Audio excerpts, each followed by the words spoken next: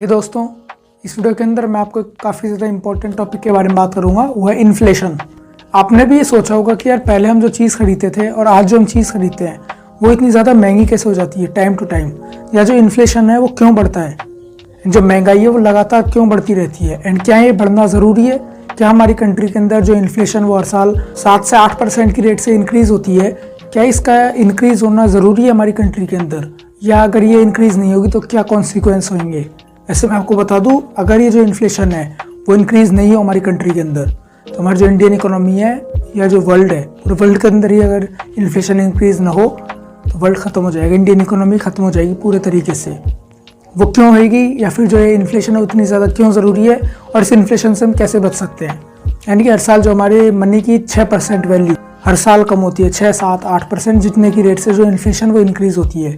In fact जो आप bank के अंदर अपना मनी डिपॉजिट करवाते हो सेविंग्स अकाउंट के अंदर, तो आपको 5 से 6% का इंटरेस्ट मिलता है, एंड जो इन्फ्लेशन है वो 7 से 8% की रेट से हर साल इंक्रीज़ होती है। इसका मतलब आपको हमेशा लॉस होता है अपने जो पैसा आप बैंक के अंदर सेविंग्स अकाउंट के अंदर डिपॉजिट करवाते हो।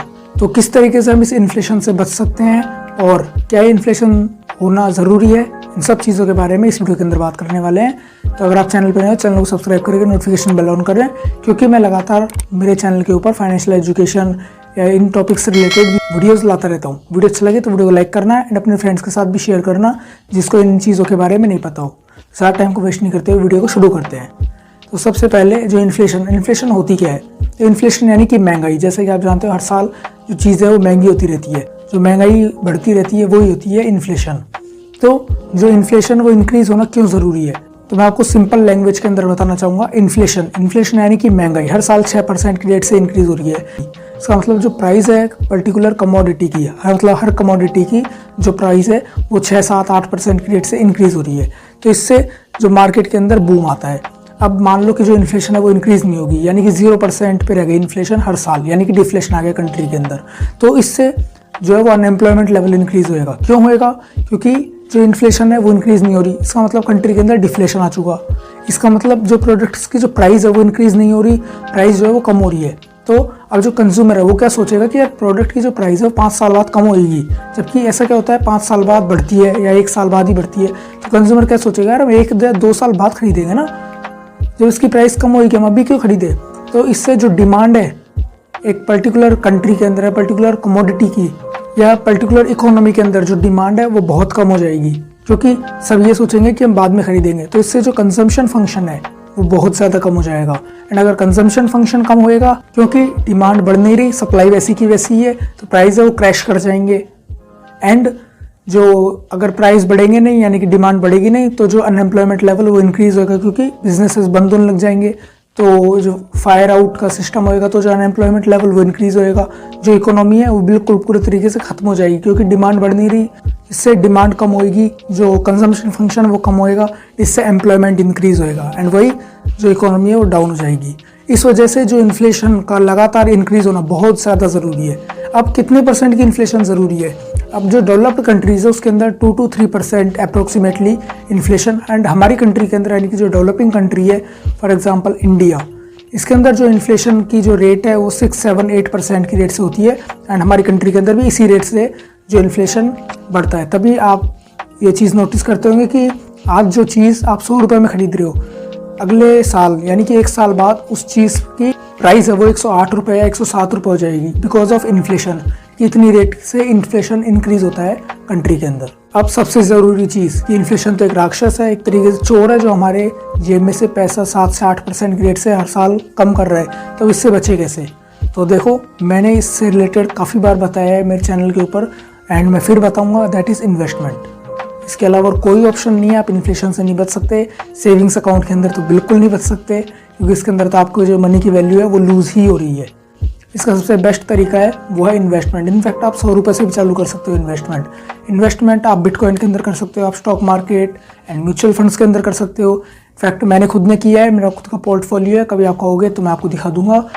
काफ़ी अच्छा मेरा पोर्टफोलियो है, ज़्यादातर उसके अंदर म्यूचुअल फंड्स हैं, एंड बिटकॉइन के अंदर भी मैंने काफ़ी अच्छा इन्वेस्टमेंट कर रखा है, उससे मेरे को काफ़ी अच्छा रिटर्न मिला है। एंड भी अदर कमोडिटीज़ के अंदर मैंने इन्वेस्टमेंट कर रखा है। एंड अगर आप चाहोगे तो मैं आपको बता दूंगा मेरे यूट्यूब चैनल के ऊपर किस तरीके से मैंने कहाँ इन्वेस्टमेंट कर रखा है। तो मैं आपको ज़रूर रिकमेंड करना चाहूँगा कि अगर आपको सच में इस इन्फ्लेशन से बचना है तो आपको इन्वेस्टमेंट करना पड़ेगा। इन्वेस्टमेंट भी कम से कम 10% से ऊपर का, क्योंकि 6-7% से तो इन्फ्लेशन हर साल बढ़ती है।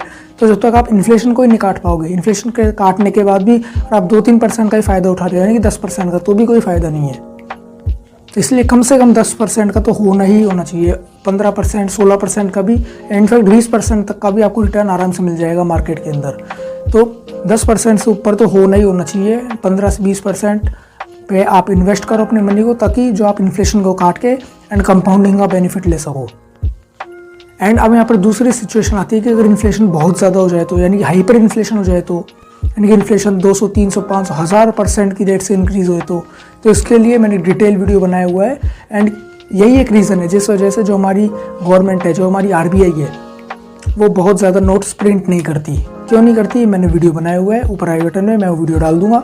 एंड कंपाउंडिंग का मैजिक, किस तरीके से जो कंपाउंडिंग है वो काम करती है, इससे रिलेटेड भी मैंने वीडियो बनाया हुआ है, ऊपर आई बटन में मैं वो वीडियो डाल दूंगा। इस वीडियो के अंदर हमने देखा कि इन्फ्लेशन क्यों ज़रूरी है। तो अगर इन्फ्लेशन नहीं होगी तो जो है वो डिमांड क्रैश कर जाएगी, बिजनेसेस बंद होंगे। अगर बिजनेसेस बंद होने लग जाएंगे किसी भी पर्टिकुलर कंट्री के अंदर, इकोनॉमी के अंदर, तो ऑब्वियस सी बात है जो अनएम्प्लॉयमेंट लेवल है वो बूस्ट पे जाएगा।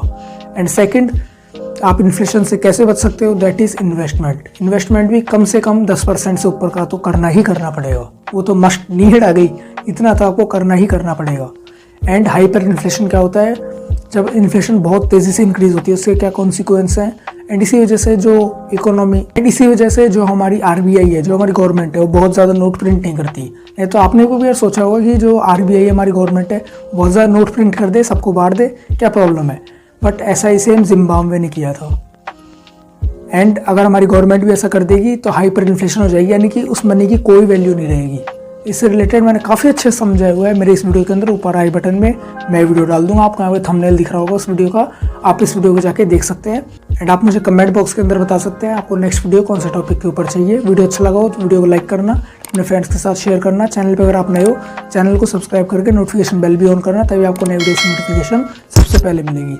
अगर आपको मेरे से कोई भी डाउट हो, आप मेरे से इंस्टाग्राम पे पूछ सकते हैं, नीचे आपको लिंक डिस्क्रिप्शन में मिल जाएगा। वीडियो पूरा देखने के लिए आपका बहुत बहुत धन्यवाद।